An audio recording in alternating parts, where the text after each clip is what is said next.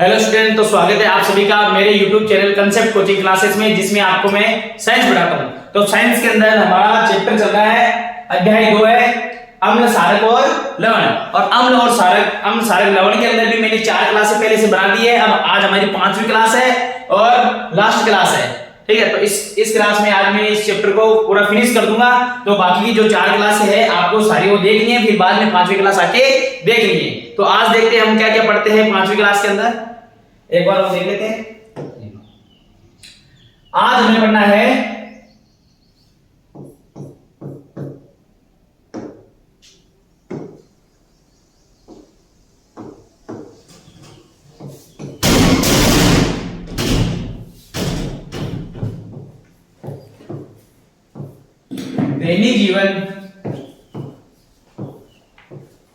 दैनिक जीवन में काम आने वाले यौगिक।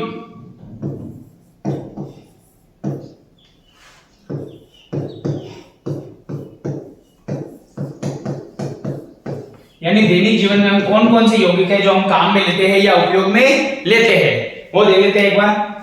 टोटल हमारे यहाँ पे 6 यौगिक है जो हम दैनिक उपयोग में काम लेते हैं। वैसे तो बहुत सारे यौगिक है जो दैनिक जीवन में काम में लेते हैं, लेकिन हमारे सिलेबस के अकॉर्डिंग हमें 6 यौगिक दिए गए हैं। इन 6 यौगिकों को हमें पढ़ना है ढंग से, और इन 6 यौगिकों के अंदर से हर साल एक यौगिक आपसे पूछा जाता है। चाहे सूत्र पूछो, चाहे उसके उपयोग पूछो, या फिर निर्माण की विधि भी पूछा जा सकती है, या फिर निर्माण की विधि में कौन सी लिखी हुई है, ऐसा ही आपसे प्रश्न बना के पूछा जा सकता है। तो आपको ये विधियां ढंग से ध्यान से पढ़नी है, प्रत्येक का सूत्र ढंग से याद रखना है। या तो 1 नंबर में सूत्र पूछा जा सकता है, या 2 उपयोग पूछे जा सकते हैं, या 2 उपयोग नहीं तो आपसे उनके निर्माण की प्रक्रिया पूछी जा सकती है।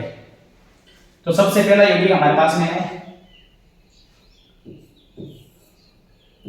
सबसे पहला यौगिक है नमक, जो हम रोजमर्रा की लाइफ में काम में लेते हैं, दैनिक जीवन में काम में लेते हैं। और नमक है हमारे पास में, इसका रासायनिक सूत्र होता है हमारे पास में NaCl। चलो ठीक है। फिर इसके बाद में 2 नंबर पे हमारे पास में है कास्टिक सोडा।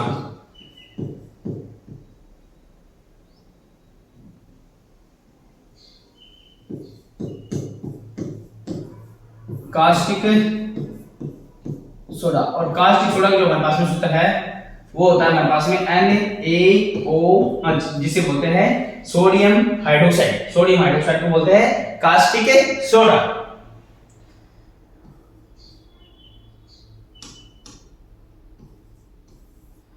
तीन नंबर पे हमारे पास में है विरंजक चूर्ण। विरंजक,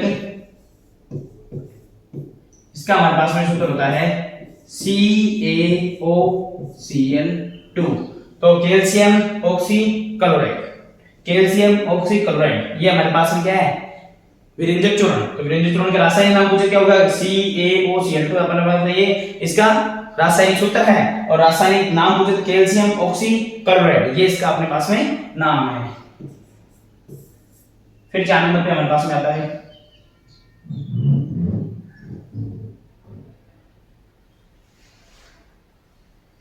अब इसके बाद में हमारे पास में है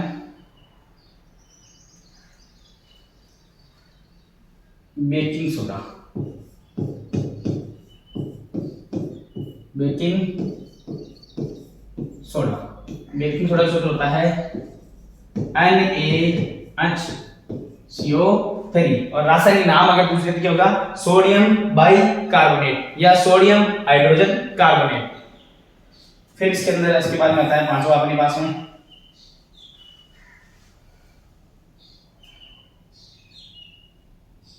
दावन सोडा। दावन सोडा, दावन सोडा का सूत्र होता है Na2CO3.10H2O। फिर ये हमारे पास में सोडियम कार्बोनेट। तो सोडियम कार्बोनेट के 10 जल के अनुपात में बन जाए तो हमारे पास में क्या बन जाएगा, दावन सोडा बन जाएगा। फिर दावन सोडा के बाद में आता है हमारे पास में 6 नंबर पे और लास्ट है POP या प्लास्टो पेरिस।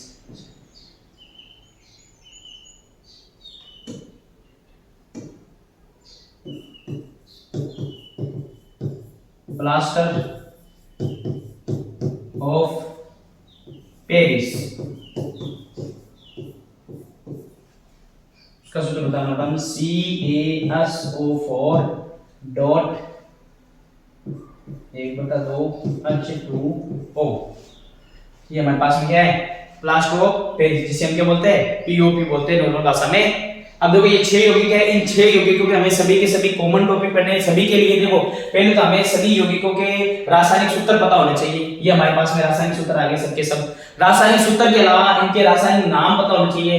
रासायनिक नाम तो इजीली आपको पता है, जब इनके प्रतीक आपको पता है, प्रतीकों के इनका नाम क्या होता है, किसका प्रतीक क्या होता है तब पता है, तो आप आसानी से इसका नाम बता सकते हो। जैसे हमारे पास में NaOH है, ये NaOH है, Na का मतलब होता है सोडियम, OH का मतलब हाइड्रोक्साइड, तो इसका रासायनिक नाम हो गया सोडियम हाइड्रोक्साइड। तो हमारे पास में लास्ट सोडियम नाम हो गया सोडियम हाइड्रोक्साइड, और सूत्र हो गया NaOH। और इसी प्रकार नमक है तो नमक का हो गया NaCl सूत्र, और सोडियम क्लोराइड इसका रासायनिक नाम हो गया।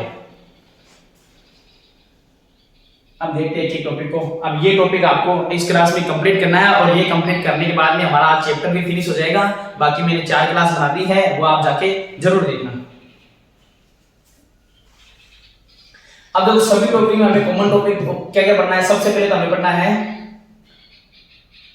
रासायनिक सूत्र।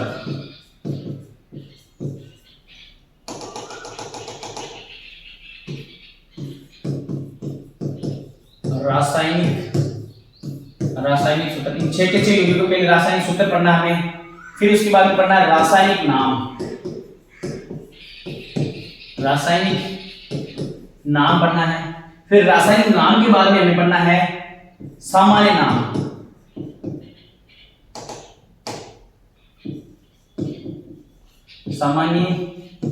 नाम। भाई किस यौगिक का क्या सामान्य नाम है वो पढ़ना है। फिर सामान्य नाम के बाद में हमें पढ़ना है निर्माण, उस यौगिक का निर्माण कैसे हुआ। फिर निर्माण के बाद में हमें पढ़ना है उपयोग।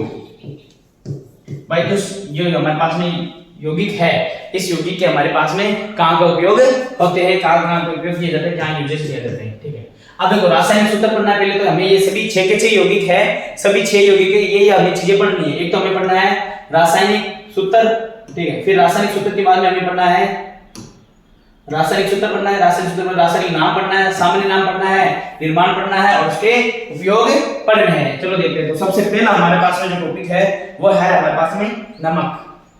सबसे पहला टॉपिक कौन सा है हमारा, सबसे पहला यौगिक है नमक। तो नमक के अंदर हम क्या पढ़ेंगे, सबसे पहले पढ़ेंगे नमक का रासायनिक सूत्र क्या होता है। तब सभी को पता है या पता नहीं भी है तो मैं बता रहा हूं, नमक का जो रासायनिक सूत्र होता है वो क्या होता है, NaCl। तो सबसे पहले पढ़ेंगे इसका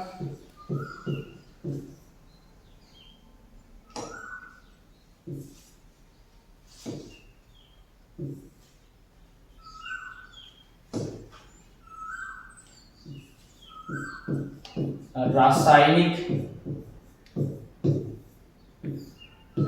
सूत्र। तो सबसे पहले पढ़ेंगे रासायनिक सूत्र क्या होता है। नमक का जो रासायनिक सूत्र होता है वो हमारे पास में होता है NaCl। ये तो हमारे पास में नमक का रासायनिक सूत्र है। अब इसके बाद में पढ़ेंगे हम रासायनिक नाम। इसके बाद पढ़ेंगे रासायनिक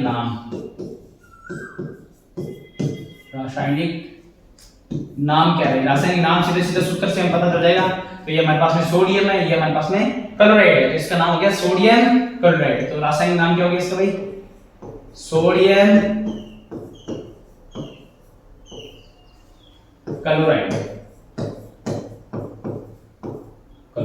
सोडियम क्लोराइड। फिर इसके बाद में हमारे पास में पढ़ना है सामान्य नाम।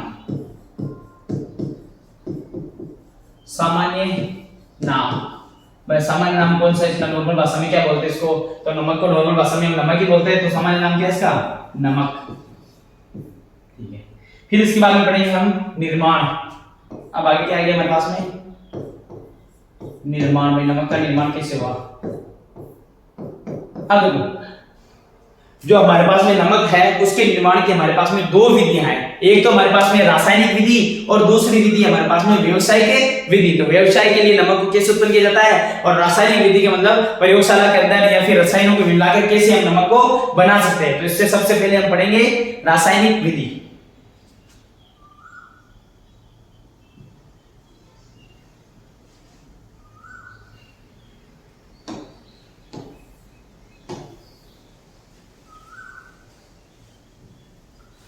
हाँ, नमक की 2 विधियां। तो सबसे पहले पढ़ेंगे हम रासायनिक विधि।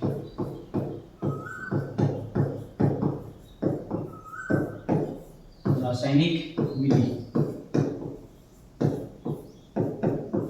अब देखो रासायनिक विधि में क्या होता है, नमक का निर्माण कैसे होगा, जब हम परबल क्षारक और परबल अम्ल को आपस में मिलाएंगे तो हमारे पास में लवण का निर्माण होगा। किसका निर्माण होगा, लवण का। तो परबल क्षारक और परबल अम्ल का जब हम आपस में मिलाते हैं तो हमारे पास में लवण और जल का निर्माण होता है। तो जो लवण बनता है वो हमारे पास में NaCl बनता है। अब NaCl सारे अम्लों से तो नहीं बन सकता, लेकिन कुछ अम्ल क्षारक से बनता है, तो वो मैं आपको बता देता हूं।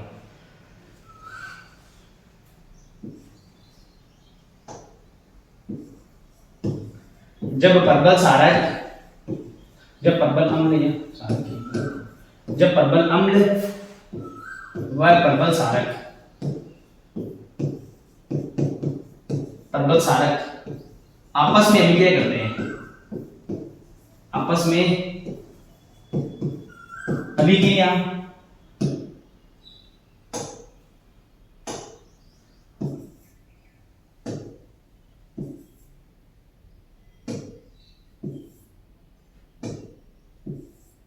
आपस में अभिक्रिया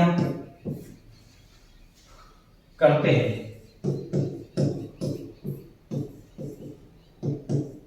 तो जब परबल क्षारक और परबल अम्ल आपस में अभिक्रिया करते हैं तो हमारे पास में लवण बनता है वह जल बनता है। तो लवण व जल का निर्माण होता है, का निर्माण होता है। ये तो हमारे पास में रासायनिक विधि। तो रासायनिक विधि के अंदर भी हमने सारे परबल अम्ल नहीं लेने, सारे परबल क्षारक नहीं लेने, तो उनसे लवण बनेगा लेकिन उनसे NaCl नहीं बनेगा। तो हमारे पास में बता दूंगा कौन सा अम्ल लेना है, कौन सा क्षारक लेना है। अब हमारे पास में जो अम्ल लेना है वो हमें लेना HCl। हमने अम्ल ले लिया, परबल अम्ल है हमारे पास में, वो हमारे पास में HCl, हमारे पास में है HCl। प्लस में जो क्षारक लेना है परबल क्षारक वो हमारे पास में NaOH, NaOH। ये हमारे पास में रासायनिक विधि है। अब ये आगे जो रहता है वो प्लस वाला रहता है, पीछे वो रहता है माइनस वाला, आगे जो रहता है प्लस वाला, पीछे जो रहता है माइनस वाला। अब ये माइनस वाला किससे मिलेगा, प्लस वाले से मिलेगा, और ये प्लस वाला किससे मिलेगा, इस माइनस वाले से मिलेगा। तो ये प्लस का और ये माइनस का, प्लस और माइनस जुड़ के हमारे पास में क्या बनेगा, NaCl। ये बन गया हमारे पास में NaCl। अब हमारे पास में OH है, ये हमारे पास में OH है और H है, ये OH और H मिलके क्या बन गया हमारे पास में H2O, H2O।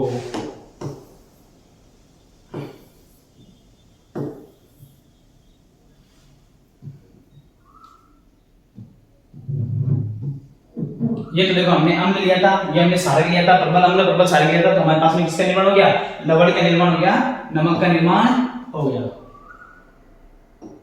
ये हमारे पास में क्या है, नमक। सोडियम क्लोराइड है, ये हमारे पास में क्या है, नमक। तो नमक का निर्माण जो रासायनिक विधि से होता है, तो सीधे सीधे पूछा जा सकता है नमक का निर्माण कैसे होता है, उसकी अभिक्रिया नहीं होता। अभिक्रिया तो ये लिखनी है आपको, और निर्माण कुछ पूरे डिटेल से बताना है। ये हमारे पास में क्या है, रासायनिक विधि। जब परबल अम्ल व परबल क्षारक आपस में अभिक्रिया करते हैं तो लवण और जल का निर्माण करते हैं। और आपको परबल अम्ल तो NaCl लेना है, परबल क्षारक NaOH लेना, तब हमारे पास में नमक का निर्माण हो जाता है। इसी प्रकार अगली विधि हमारे पास में है व्यावसायिक विधि। तो व्यावसायिक विधि के अंदर क्या होता है वो देखते हैं। इसके बाद में नंबर कितने कौन सी है,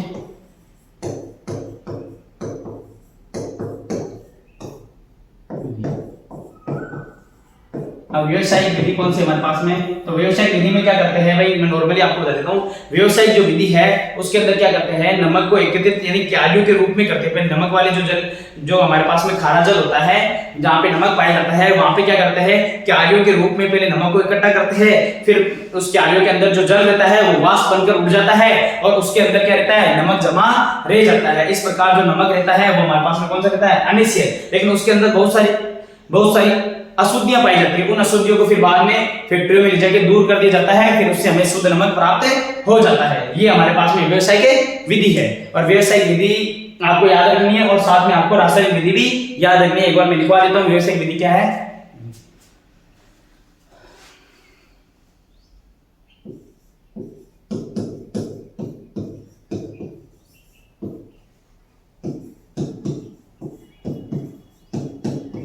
खारे पानी वाली जगह है जो होती है, खारे पानी वाली जगह पर बनाई जाती है, बनाई जाती है।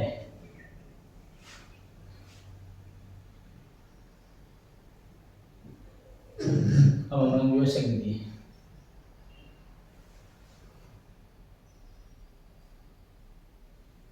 खारे पानी वाली जगह पर क्यारियां बनाई जाती है,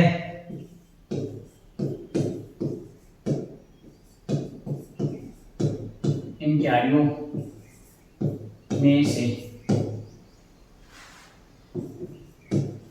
जल वाष्प बनकर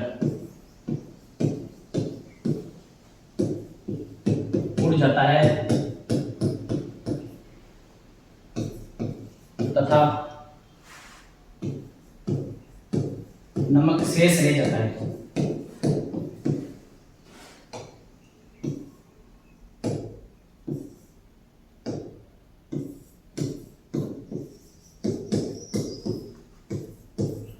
देखो इन क्यारियों में से क्या होता है भाई, जल तो वाष्प बन के उड़ जाएगा और हमारे पास में नमक क्या होगा, शेष रह जाएगा। तो ये हमारे पास में व्यवसाय की विधि है। तो व्यवसाय से हम कैसे नमक को प्राप्त करते हैं, व्यवसाय या नहीं काम करने के लिए, व्यवसाय करने के लिए, बिजनेस करने के लिए नमक कैसे प्राप्त करते हैं, ये हमारे पास में व्यवसाय विधि है। अब हमारे पास में आता है नमक का उपयोग। तो देखो हमें कौन कौन से टॉपिक पढ़ने हैं वापस बताता हूँ। पहले हमें पढ़ना रासायनिक, कोई सा भी यौगिक पढ़ रहे हैं उस यौगिक का हमें रासायनिक सूत्र पढ़ना है, रासायनिक नाम पढ़ना है, सामान्य नाम पढ़ना है, निर्माण पढ़ना है और उपयोग पढ़ना है। इनमें से हमने कौन कौन सा पढ़ लिया वो देखो एक बार।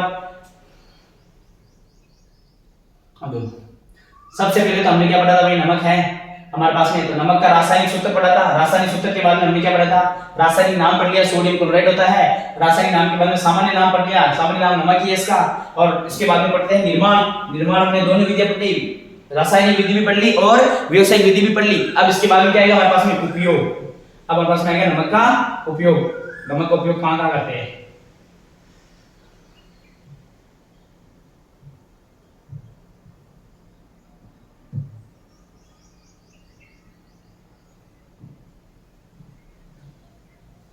अब हमारे पास में जिसका लास्ट टॉपिक है हमारे पास में क्या है भाई, उपयोग। अब हमारे में उपयोग,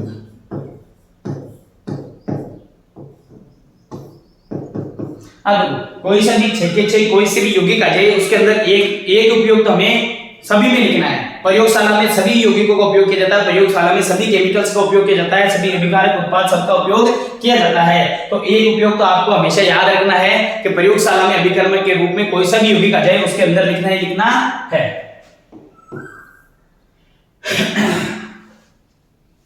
जैसे हमारे पास में पहला उपयोग कौन सा जाएगा, प्रयोगशाला में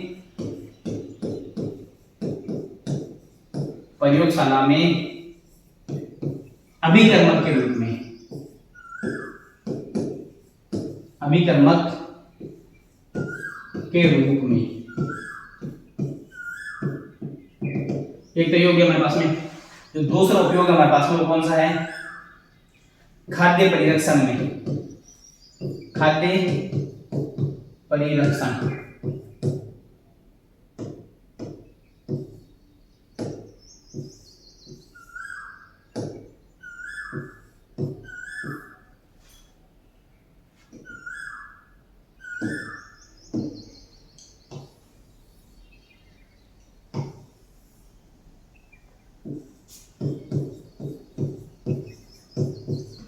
खाद्य परिरक्षण में, अब खाद्य परिरक्षण में कैसे, जैसे नमक का उपयोग खाद्य को सुरक्षित रखने के लिए भी किया जाता है। किसी चीज में भाई नमक मिला के रखते हैं तो वो लंबे समय तक हमारे पास में खराब नहीं होती है। जैसे मांस मछली वगैरह जो रहते हैं उनके नमक लगा के रख दें तो जल्दी खराब नहीं होते हैं। तो खाद्य परिरक्षण के लिए भी हमारे पास में नमक का उपयोग किया जाता है।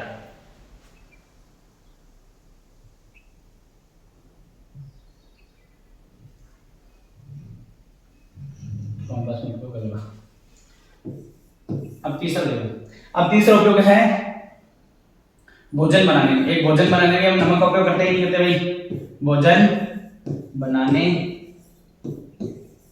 में।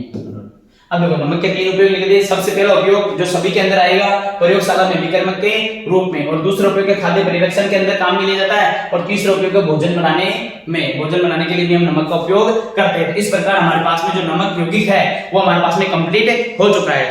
हमें क्या क्या पढ़ना है, वापस से मैंने बता दिया कि एक तो हमें रासायनिक सूत्र पढ़ना है, फिर रासायनिक नाम पढ़ना है, रासायनिक नाम के बाद में सामान्य नाम पढ़ना है, सामान्य नाम के बाद में उसके निर्माण कैसा होता है वो पढ़ना है, और निर्माण के बाद में हमें पढ़ना है उसके उपयोग क्या क्या है। तो कम से कम आपको 2 उपयोग तो याद होने ही चाहिए, क्योंकि एग्जाम में सीधा सीधा पूछा जाता है नमक के 2 उपयोग लिखे, या फिर बेकिंग सोडा के 2 उपयोग लिखे, व्यंजक चूर्ण के 2 उपयोग लिखे। नहीं तो आपसे निर्माण की विधि पूछी जा सकती है, या फिर उसका सामान्य नाम, सूत्र या रासायनिक नाम आपसे पूछा जा सकता है। अब इस प्रकार हमारे नमक वाला टॉपिक तो खत्म हो गया। अगला यौगिक कौन सा है वो देखते हैं। अगला यौगिक है हमारे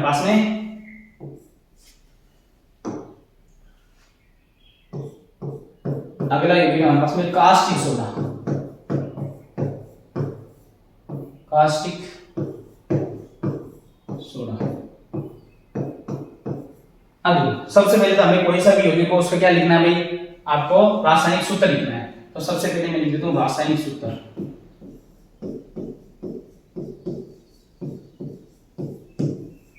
ये अपने पास में रासायनिक सूत्र। तो रासायनिक सूत्र क्या होता है, कास्टिक सोडा का मैंने लिखवा दिया, लेकिन वापस से लिखवा रहा हूं। ये हमारे पास में है NaOH। ये हमारे पास में है रासायनिक सूत्र। कास्टिक सोडा का सूत्र क्या है हमारे पास में, NaOH। फिर उसके बाद में हमें लिखना है रासायनिक नाम। रासायनिक नाम, और रासायनिक नाम हम किससे लिख सकते हैं, रासायनिक सूत्र से हम रासायनिक नाम लिख सकते हैं।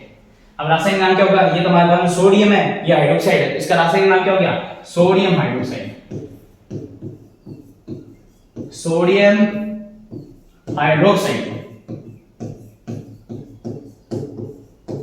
Sodium hydroxide. फिर उसके बाद में हम लिखेंगे सामान्य नाम।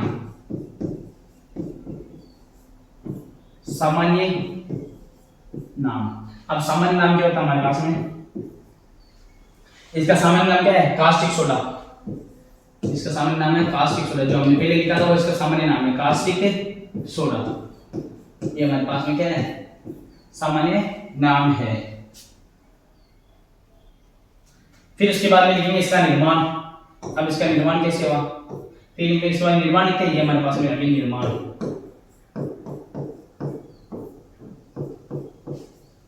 देखते इसका निर्माण कैसे हुआ।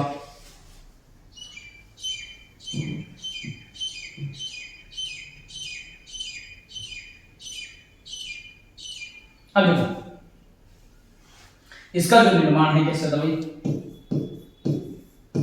इसका निर्माण कलोर सार अभिक्रिया से होता है।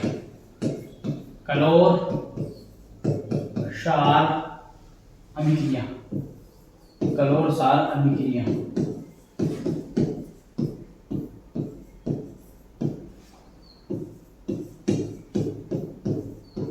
इसका निर्माण होता है कलोर सार अभिक्रिया से। जो हमारे पास में कास्टिक सोडा है तो इसका निर्माण कैसे होता है, हमारे पास में कलोर सार अभिक्रिया से होता है। आपको ये याद रखना है भाई, कलोर सार अभिक्रिया से कास्टिक सोडा का निर्माण होता है। अब कलोर सार अभिक्रिया होती क्या है वो देखते हैं हम। अब कैसे भाई इसका कास्टिक सोडा निर्माण होता है, अब हमारे पास में एक अलग पेज ले लेते हैं, उसमें देखते हैं कलोर सार अभिक्रिया। ये हमारे पास में है कलोर सार, कलोर सार अभिक्रिया। अब हमारे पास में कलोर सार अभिक्रिया। अब कलोर सार अभिक्रिया समझने में देखो, कलोर का मतलब तो होता है हमारे पास में कलोरीन, ठीक है, कलोरीन बनेगी इसके अंदर। सार का मतलब होता है हमारे पास में सारक, ठीक है, तो एक इसके अंदर सारक बनेगा, ये याद रखना। तो इसलिए इसे बोलते हैं कलोर सार अभिक्रिया। अब कलोर सार अभिक्रिया में क्या होता है, हमें क्या करना है कि कलोर सार अभिक्रिया में हमें नमक का जलीय विलयन लेना। किसका लेना भाई, नमक का जलीय विलयन लेना है। ठीक है। तो नमक का जलीय विलयन लेंगे, क्या करेंगे भाई, नमक का जलीय विलयन लेंगे और नमक के जलीय विलयन में विद्युत धारा प्रवाहित करेंगे। क्या कराएंगे भाई, विद्युत धारा प्रवाहित करेंगे। कलोर सार अभिक्रिया में नमक का जलीय विलयन लेना है, यानी नमक और जल को साथ में लेना, नमक को घोलकर नमक का जलीय विलयन बन जाएगा और नमक का जलीय विलयन के अंदर हम क्या करेंगे, विद्युत धारा प्रवाहित करेंगे, जिससे हमारे पास में कास्टिक सोडे का निर्माण होगा, क्लोरीन गैस का निर्माण होगा और हाइड्रोजन गैस का निर्माण होगा। ये हमारे पास में होती है कलोर सार अभिक्रिया। तो हम एक बार लिख देते हैं कलोर सार अभिक्रिया बारे में।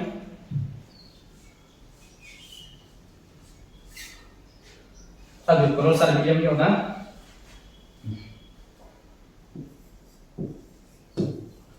नमक के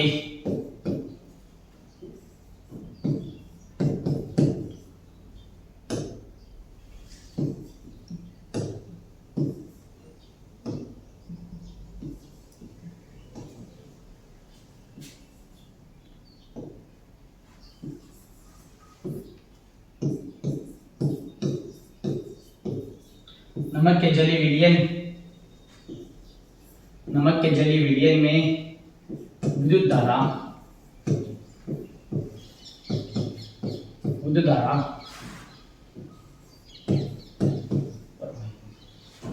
नमक के जलीय विलयन में विद्युत धारा प्रवाहित करने पर नमक के जलीय विलयन में क्या करना है, हमें विद्युत धारा प्रवाहित करानी। तो नमक के जलीय विलयन में विद्युत धारा प्रवाहित करने पर कास्टिक सोडा, कास्टिक सोडा का मतलब हो गया हमारे पास में सामान्य नाम क्या है कास्टिक सोडा का भाई, सोडियम हाइड्रोक्साइड, रासायनिक नाम सोडियम हाइड्रोक्साइड, सोडियम हाइड्रोक्साइड व क्लोरीन तथा हाइड्रोजन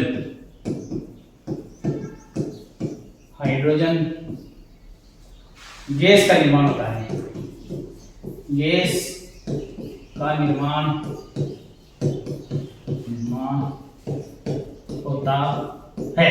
तो हमें क्या करना है, नमक का जलीय विलयन लेना है, नमक के जलीय विलयन में विद्युत धारा प्रवाहित करनी है और नमक के जलीय विलयन में विद्युत धारा प्रवाहित करने पर हमारे पास में कास्टिक सोडा यानी सोडियम हाइड्रोक्साइड व क्लोरीन गैस व हाइड्रोजन गैस का निर्माण होगा। ठीक है, अब इसके अंदर क्या होगा भाई, हमारे पास में क्लोरीन गैस बनेगी और एक हाइड्रोजन गैस बनेगी। अब आगे देखते हैं, ठीक है। अब इसमें जो क्लोरीन गैस बनी उसे बोलते हैं क्लोर, और जो हमारे पास में NaOH बन रहा है, सोडियम हाइड्रोक्साइड बनता है, उसको बोलते हैं सार। इसलिए इसकी अभिक्रिया बोलते हैं क्लोर सार अभिक्रिया। इसमें निर्मित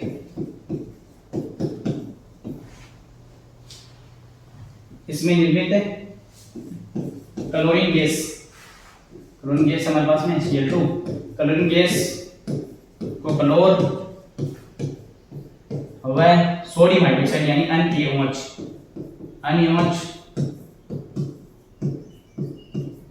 को सार,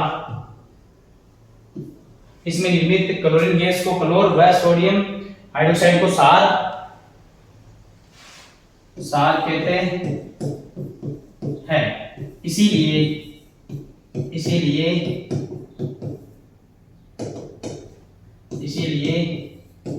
इस अभिक्रिया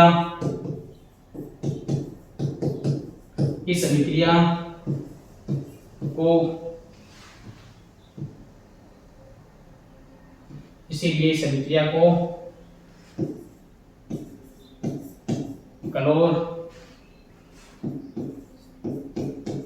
क्लोर सार अभिक्रिया कहते हैं। तो क्लोर सार अभिक्रिया क्या हो गया, हमारे पास में जो नमक का जलीय विलयन है उसके अंदर में विद्युत धारा प्रवाहित करनी है और विद्युत धारा जल इसके अंदर प्रवाहित करेंगे तो हमारे पास में NaOH बनेगा और साथ में क्लोरीन गैस बनेगी और हाइड्रोजन गैस बनेगी। तो इसके अंदर बन रही जो क्लोरीन गैस है उसको क्लोर बोलते हैं, जो NaOH ये सारक है इसको सार बोलते हैं। इसलिए इस अभिक्रिया को बोलते हैं क्लोर सार अभिक्रिया। अब ये अभिक्रिया कौन सी हो रही है, अभिक्रिया देख लो एक बार, उसके अंदर मैं प्रक्रिया अभिक्रिया लिखवा रहा हूं, ये मेरे पास में है। अब अभिक्रिया देखना इसके अंदर, जैसे हमारे पास में नमक का जलीय विलयन लेना हमें, तो ये हमारे पास में आ गया, ये नमक आ गया NaCl, ये नमक आ गया और इसका जलीय विलयन तो इसके साथ में जल ले लो, ये नमक का जलीय विलयन हो गया, ये हो गया हमारे पास में, ये नमक है ये जल है, तो नमक का जलीय विलयन हो गया। और नमक के जलीय विलयन में हमें क्या करनी है, विद्युत धारा प्रवाहित करनी है। क्या करनी है भाई, विद्युत धारा प्रवाहित करनी है। नमक के जलीय विलयन में क्या करनी है, विद्युत धारा प्रवाहित करनी है। तो नमक के जलीय विलयन में विद्युत धारा प्रवाहित करेंगे तो हमारे पास में किसका निर्माण होगा, NaOH, एक तो कास्टिक सोडा NaOH का निर्माण होगा। तो नमक के जलीय विलयन में विद्युत धारा प्रवाहित करने पर कास्टिक सोडा NaOH का निर्माण होगा और क्लोरीन गैस का निर्माण होगा, हाइड्रोजन गैस का निर्माण होगा। और साथ में क्या बनेगा हमारे पास में, क्लोरीन गैस मिलेगी और साथ में हाइड्रोजन गैस भी बनेगी। तो इस प्रकार की जो अभिक्रिया है हमारे पास में इसको क्या बोलेंगे, कलोर सार अभिक्रिया। तो कलोर सार अभिक्रिया समझाने को बोले तो पूरा आपको समझना है। कलोर सार अभिक्रिया की केवल आपको ये अभिक्रिया लिखनी बोला तो आपको अभिक्रिया लिखनी है, और कलोर सार अभिक्रिया का हमारे पास में चित्र भी, अगर चित्र का बोले तो आपको ये चित्र बनाना है। एक बार चित्र को चित्र से समझ लेते हैं हम, कलोर सार अभिक्रिया क्या होती है देखते हैं।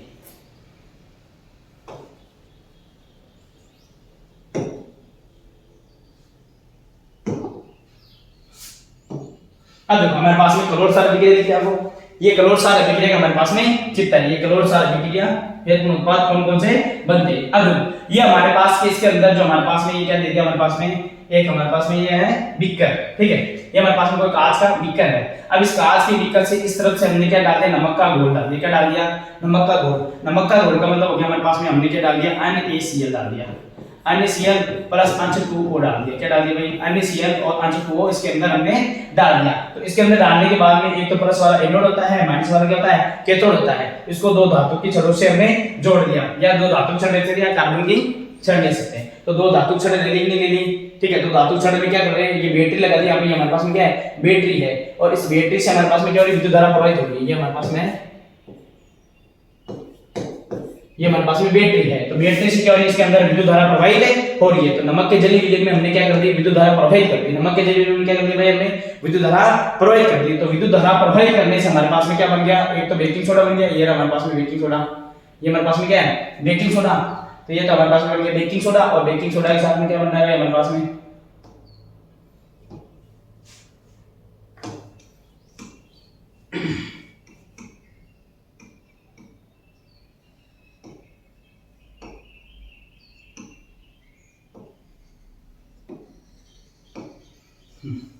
अब ये हमारे पास में नमक का जलीय विलयन है, उसके अंदर हमने यहाँ बैटरी से विद्युत धारा प्रवाहित कर दी। और जब नमक के जलीय विलयन में विद्युत धारा से प्रवाहित की तो हमारे पास में क्या हुआ, एक तो NaOH बन गया, ये NaOH, और हाइड्रोजन अलग हो गया और क्लोरीन अलग हो गया। तो ये हमारे पास में किसका निर्माण हो गया, कास्टिक सोडे का निर्माण हो गया। ये हमारे पास में क्या बन गया, कास्टिक सोडा बन गया। और इसके अलावा हमारे पास में कौन सी गैसें बची, दो गैसें बची, एक तो हाइड्रोजन गैस और एक क्लोरीन गैस। तो कौन कौन सी गैस कौन कौन सी बनती है, एक तो हमारे पास में हाइड्रोजन गैस है और एक हमारे पास में क्लोरीन गैस है। अब इनका क्या होता है वो देखते हैं। देखिए अब देखो, हाइड्रोजन गैस जो है हमारे पास में कैथोड पे मुक्त होती है। कैथोड पे क्या बनी हुई है हमारे पास में, हाइड्रोजन गैस। तो यहां से तो हाइड्रोजन गैस निकल जाएगी, उसका उपयोग हम क्या क्या करते हैं, ईंधन के लिए करते हैं, मार्ग के लिए करते हैं, खाद के लिए, अमोनिया बनाने के लिए भी हम इसका उपयोग करते हैं। तो आपसे सीधे सीधा पूछा जा सकता है, कलोर सार अभिक्रिया के अंदर जो हमारे पास में हाइड्रोजन गैस बन रही है उसका उपयोग कहां पर करते हैं, किस चीज के निर्माण में करते हैं। तो आपको ये चीजें याद होनी चाहिए, ईंधन के रूप में करते हैं, मार्गिन के रूप में करते हैं, खाद व अमोनिया के लिए भी करते हैं, ठीक है भाई। इसके अलावा हमारे पास में जो क्लोरीन गैस जो होती है वो हमारे पास एनोड पे मुक्त होती है। किसमें मुक्त होती है, एनोड पे। तो डायरेक्ट एक नंबर पे ऐसे भी पूछा जा सकता है, क्लोरीन गैस कहां पर निर्मित होती है कलोर सार अभिक्रिया में, तो आपको बताना है एनोड पे मुक्त होती है। और हाइड्रोजन गैस कहां पे मुक्त होती है, कैथोड पे। और हाइड्रोजन गैस का उपयोग मैंने बता दिया कहां पर करते हैं। और इससे निर्मुक्त जो क्लोरीन गैस है उसका उपयोग क्या करते हैं, जल को स्वच्छ करने के लिए करते हैं, यानी स्विमिंग पूल के अंदर जल के जीवाणु को मारने के लिए करते हैं। और इसके अलावा पीवीसी निर्माण के लिए भी करते हैं। और जो हमारे पास में रोगाणु होता है, रोगाणुनाशक होते हैं, सीएसएफ जैसे, उनको भी कीटनाशक के रूप में भी इनका उपयोग करते हैं। तो आपसे डायरेक्ट यहाँ पे क्लोरीन का उपयोग पूछा जा सकता है, हाइड्रोजन का उपयोग पूछा जा सकता है, या फिर आपसे पूछा जाता है एनोड पे कौन सी गैस मुक्त होती है, कैथोड पे कौन सी गैस मुक्त होती है। तो हमारे पास में ये नमक का जलीय विलयन है कि नहीं है, और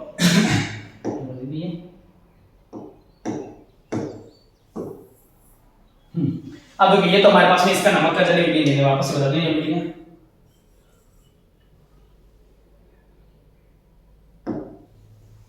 ये हमने लिया नमक का जलीय विलयन, ये नमक इसके साथ में जलीय विलयन आ गया शुरू। ये तो हमारे पास में आ गया नमक का जलीय विलयन, नमक का घोल आ गया, ये हमारे पास में नमक का जलीय विलयन। अब इसके अंदर हमने क्या की, विद्युत धारा प्रवाहित की नहीं की। अब विद्युत धारा प्रवाहित करने पर हमारे पास में क्या बना, एक तो NaOH बना, और NaOH के साथ में हमारे पास में क्या बनेगा, क्लोरीन गैस बनेगी भाई, बिल्कुल सही है। क्लोरीन गैस के साथ में क्या बनेगी? हाइड्रोजन गैस बनेगी। तो क्लोरीन गैस तो हमारे पास में एनोड पे मुक्त होती है, हाइड्रोजन गैस हमारे पास में कैथोड पे मुक्त होती है। और ये हमारे पास में क्या है? क्लोरो सार अभिक्रिया है। ये क्लोरो सार अभिक्रिया आपको याद रखनी है, ये चित्र भी आपको याद रखना है। एक एग्जाम के अंदर डायरेक्ट चित्र भी पूछा जा सकता है।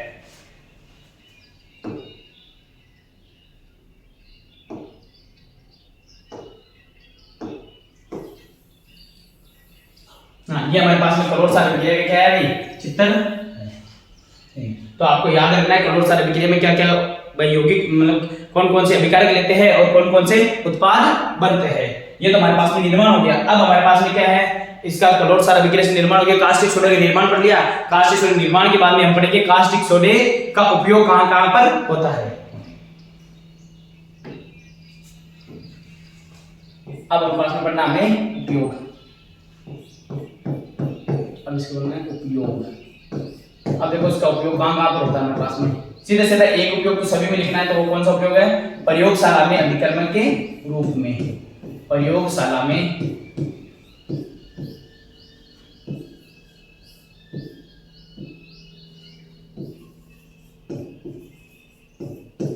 अभिकर्मक के रूप में एक उपयोग के लिए। दूसरा उपयोग हमारे पास में जो अनियोज होता है, एक प्रकार का सारक होता है हमारे पास में। सारक में भी हमने लिखवाया था। तो ये हमारे पास में है एक प्रकार का परबल सारक। परबल सारक के रूप में ये सही दो उपयोग है।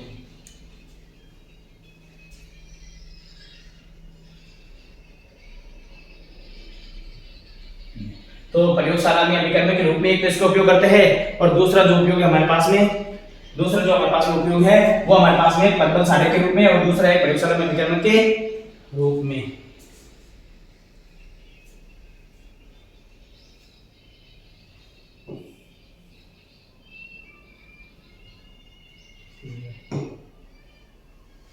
प्रयोगशाला में अभिकर्मक के रूप में।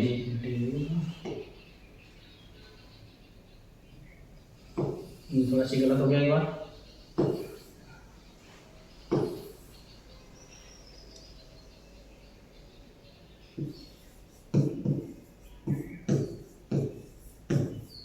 अभिकर्मक के रूप में, प्रयोगशाला में अभिकर्मक के रूप में किया जाता है, और एक हमारे पास में इसका परबल सारक के रूप में भी किया जाता है। इस प्रकार हमारी ये कास्टिक सोडा भी समाप्त हो गया है। कास्टिक सोडा भी ये उपयोग, इसके बारे में ये चीजें हमें बातें याद रखनी है। अब इसके बाद में आता है हमारे पास में विरंजक चूर्ण, अगला यौगिक।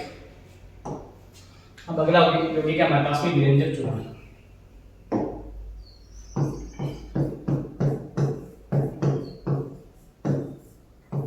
विरंजक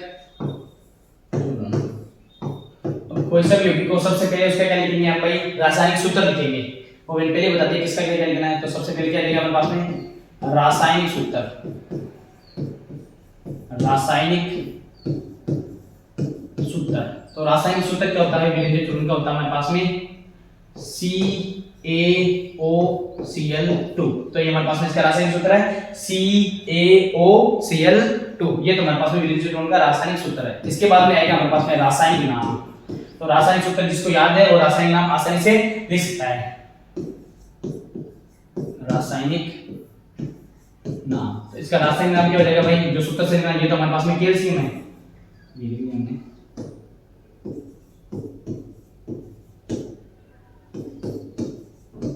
कैल्शियम एक और तो बोलेंगे ऑक्सी, कैल्शियम ऑक्सी, और इसको बोलेंगे chloride. Calcium oxy,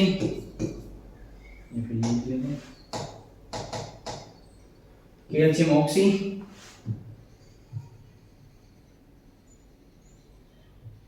calcium oxy chloride, calcium oxy chloride. फिर इसके बाद में आता है हमारे पास में सामान्य नाम। सामान्य नाम, तो इसका सामान्य नाम क्या है? विरंजक चूर्ण का सामान्य नाम है विरंजक चूर्ण। ये तो विरंजक चूर्ण, और दूसरा नाम है ब्लीचिंग पाउडर। ब्लीचिंग ब्लीचिंग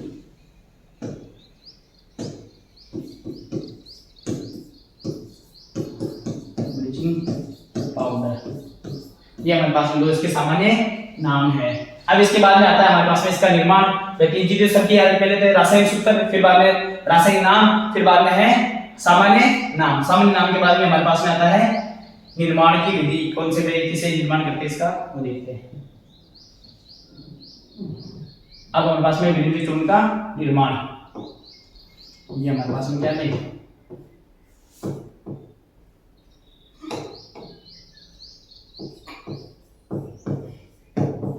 अब इसका निर्माण कैसे होता है। अब देखो विरंजक चूर्ण का निर्माण कैसे होता है, सीधे सीधे हमें क्या करना है, शुष्क बुझे हुए चूने के अंदर। अब शुष्क बुझे हुए चूने का सूत्र क्या होता है वो मैंने अध्याय पहले अध्याय के अंदर बताया था, और आपको नहीं भी याद है तो मैं वापस से बता दूंगा, लेकिन आपको याद रखना है कि शुष्क बुझे हुए चूने का सूत्र क्या होता है, शुष्क बुझे हुए चूने का सूत्र क्या होता है, बिन बुझे चूने का सूत्र क्या होता है, ये भी आपको याद रखना है। तो हमें क्या करना है, शुष्क बुझे हुए चूने के अंदर क्लोरीन गैस प्रवाहित करानी है। तो शुष्क बुझे हुए चूने के अंदर क्लोरीन गैस जैसे ही प्रवाहित कराएंगे तो हमारे पास में विरंजक चूर्ण का निर्माण हो जाएगा।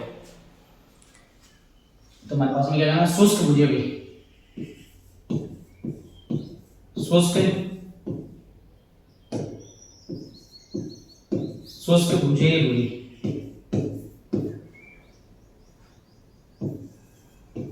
चूने, शुष्क बुझे हुए चूने का सूत्र हो गया हमारे पास में, शुष्क बुझे हुए चूने का सूत्र हो गया हमारे पास में CaOH का होल ट्वाइस, CaOH का होल ट्वाइस। शुष्क बुझे हुए चूने का सूत्र क्या हो गया हमारे पास में, CaOH का होल ट्वाइस। शुष्क बुझे हुए चूने में क्लोरीन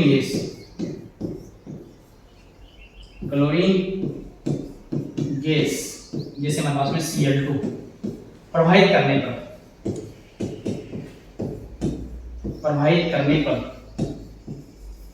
करने पर विरंजक चूर्ण का निर्माण होता है।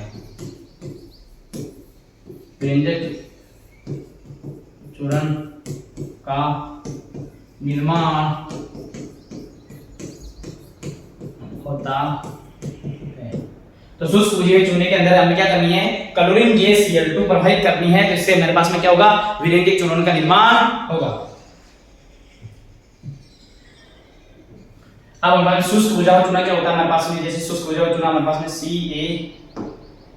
शुष्क बुझा हुआ चूना हो गया हमारे पास में CaOH का होल ट्वाइस। तो ये हमारे पास में क्या हो गया, CaOH का होल ट्वाइस। तो शुष्क बुझा हुआ चूना है कि नहीं है, शुष्क बुझे हुए चूने के अंदर हमें क्या करनी है, क्लोरीन गैस प्रवाहित करनी है। तो हमारे किसका निर्माण होगा, विरंजक चूर्ण का निर्माण होगा। और विरंजक चूर्ण का सूत्र था CaOCl2। तो हमारे पास में विरंजक चूर्ण की CaOCl2 प्लस में क्या बनेगा हमारे पास में, देखो यहाँ से C चला गया, Cl2 भी चला गया, यहाँ से क्या गया, एक O गया, तो यहाँ पे O2 है और अंश, तो ये दो इसके लिए गुना है, ये साथ इसके लिए गुना, तो O2 है और अंश 2 है, तो यहाँ से O2 में से एक O चला गया, यहाँ में एक O बचा है और यहाँ पे अंश 2 बचा है, तो हमारे पास में यहाँ पे क्या बच जाएगा, अंश 2O। ये क्या बन गया हमारे पास में, अंश 2O।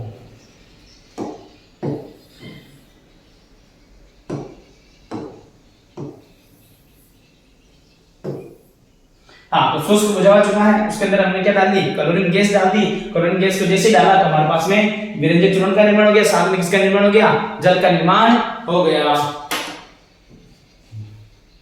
हाँ, तो शुष्क बुझे चूने के अंदर हमने क्लोरीन गैस डाली तो हमारे पास में किसका निर्माण हो गया, क्लोरीन गैस का निर्माण हो गया। क्लोरीन गैस मतलब विरंजक चूर्ण का निर्माण हो गया और जल का निर्माण हो गया। अब हमारे पास में इसके बाद में क्या करना है भाई, इसका उपयोग देखने, क्या देखने भाई, हमें इसके उपयोग देखने हैं। सुन रही नहीं आ रहा दादा तुम। अब देखो, अब हमारे पास में इसका उपयोग, अब हम पढ़ेंगे विरंजक चूर्ण जो हमारे पास में है इसका उपयोग। अब उपयोग में देखो, सबसे पहला उपयोग तो हम सबको पता है, कौन सा लिखना है, वो सभी में लिखना है। एक में जो भी यौगिक है उसके अंदर एक उपयोग तो फिक्स यही लिखना है हमें, ठीक। ये उपयोग हमारे पास में क्या है, और उपयोग से भी सीधे सीधे क्वेश्चन बनाए जा सकते हैं, तो सीधे सीधे उपयोग से भी पूछा जा सकता है। जैसे विरंजक चूर्ण हमारे पास में, तो विरंजक चूर्ण से क्या बन सकता है कि विरंजक चूर्ण हमारे पास में एक तो बेकिंग पाउडर बनाती है, तो सीधा सीधा पूछा जा सकता है, मतलब ब्लीचिंग को बेकिंग पाउडर बनाती है, उसके अंदर भी काम में लिया जाता है विरंजक चूर्ण का निर्माण।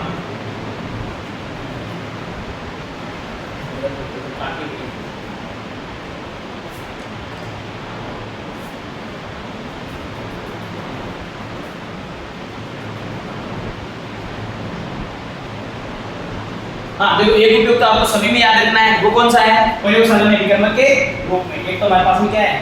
प्रयोगशाला में अभिकर्मक के रूप में, अभिकर्मक के रूप में, एक होता है हमारे पास में प्रयोगशाला में अभिकर्मक के रूप में। दूसरा जो उपयोग है हमारे पास में है वो जल को जीवाणु से मुक्त करने के लिए। जल को जीवाणु से मुक्त करके हमारे पास में क्लोरीन गैस, जैसे हमने उसमें भी देखा था हमारे पास में जो प्रयोगशाला बिकी है उसके अंदर क्लोरीन गैस बन रही थी, वो क्लोरीन गैस क्या कर रही थी हमारे पास में? मेरे मुंह से आने बंद यार नहीं मत यार मैं ध्यान दियो बंद कर दे लेगा बड़ी पोज कर दे बड़ी पूरा बंद कर दिया। अब देखो इसके बाद में हमारे पास में आता है विरंजन चूर्ण के उपयोग। अब उपयोग क्या है? निर्माण हमने देख लिया, रासायनिक सूत्र, रासायनिक नाम, सामान्य नाम सब हमने देख लिया, डिटेल से पढ़ लिया है। अब हमारे पास में आता है इसका उपयोग कहाँ का होता है? अब सबसे पहले जो पहला उपयोग है हमारे पास में, क्या है हमारे पास में? पहला उपयोग। तो पहला उपयोग तो सभी को याद होना चाहिए, क्योंकि बार-बार मैं बता रहा हूं ये सभी यौगिकों के अंदर आएगा, कोई से भी यौगिक में लिख देना गलत नहीं होगा आपका, प्रयोगशाला में अभिकर्मक के रूप में। क्योंकि जो भी केमिकल कंपाउंड, सारे जो केमिकल कंपाउंड है उनका यूज क्या होता है? सभी के सभी प्रयोगशाला में किया जाता है। तो इसका पहला उपयोग क्या जाएगा हमारे पास में? प्रयोगशाला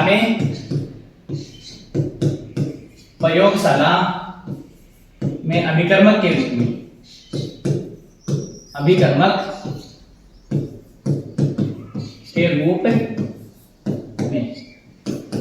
अब हमारे पास में इसका जो दूसरा उपयोग है वो क्या है हमारे पास में? इसका दूसरा उपयोग है जल को जीवाणु से मुक्त करने के लिए। तो डायरेक्ट एक नंबर में क्वेश्चन पूछा जाता है, कई बार पूछा भी गया है कि जल को जीवाणु से मुक्त करने वाले यौगिक का नाम बताइए। तो जल को जीवाणु से मुक्त करने वाला यौगिक कौन सा हमारे पास में? विरंजक चूर्ण। अब विरंजक चूर्ण क्यों है? क्योंकि हमने क्लोरोसाल अभिक्रिया के अंदर पढ़ा था क्लोरीन गैस निकल रही थी, जो क्लोरीन गैस क्या कर रही थी? जल को स्वच्छ करने का काम कर रही थी। तो इसके अंदर विरंजक चूर्ण के अंदर भी क्या है? क्लोरीन गैस है। ये भी क्या करेगी? क्लोरीन गैस जल को जीवाणु से मुक्त करेगी, जल को स्वच्छ बनाए रखेगी। तो दूसरा उपयोग हमारे पास जल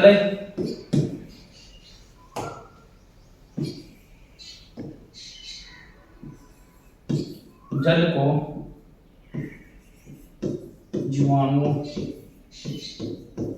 से मुक्त करने में। जो दूसरा उपयोग है हमारे पास में वो कौन सा है? जल को जीवाणु से मुक्त करने में, एक हमारे पास में हो गया जल को जीवाणु से मुक्त करने में। अब हमारे पास में जो तीसरा उपयोग है वो कौन सा है? अब हमारे पास तीसरा जो उपयोग है वो हमारे पास में है क्या है? इसका उपयोग है ना एक कागज उद्योग के अंदर भी किया जाता है, कागज उद्योग या कपड़ा उद्योग, लिनेन जैसे उसके अंदर भी किया जाता है। तो इसका उपयोग क्या करते हैं भाई? कागज उद्योग, कागज व कपड़ा उद्योग में भी किया जाता है,